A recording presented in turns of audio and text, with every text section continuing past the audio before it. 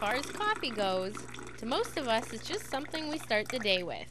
But for Dave and Barbara Moncrief, coffee has become their art form. Coffee is fantastic. It's a part of everybody's day today. It's an integral part of everybody's day. And for me, I'm an artist and I love creating blends. We bring in coffee from 8 different countries, and creating a new blend is something that I take with pride. I have a tendency to be the tester. So when he creates a new blend, I get to be the first guinea pig, and then we try it on other people and see how it goes.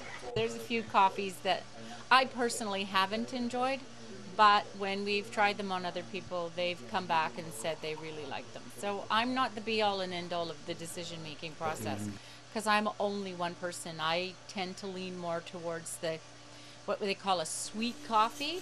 And so when there's something that's quite strong and bold, it's not always up there in my big list of favorites. And some of their blends have become quite the popular item at Port Alberni's Farmers Market.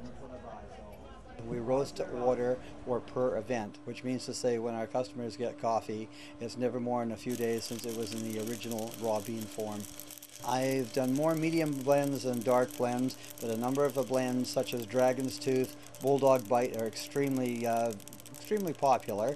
And not only that, I've designed them so that they are very smooth to the taste, and they're very different. I roast differently than anybody else out there in the field, and it's a heck of a taste. But if you're really into sampling different coffees, make sure you do it right.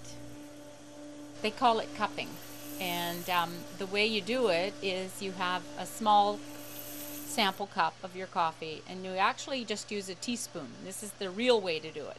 So they take the cup, and the first thing they do is they put their hand over the cup. You put your hand over the cup, bring it to your nose, and smell the aroma. So that's job one. And if it smells good, which most of ours does, then you would take your teaspoon, put it in, and you actually don't drink the coffee. You suck it back off the spoon, allow it to go across the top of your tongue, and coffee is tasted at the back of the tongue. It's always black, so you don't put your cream and sugar in it. You could do that later.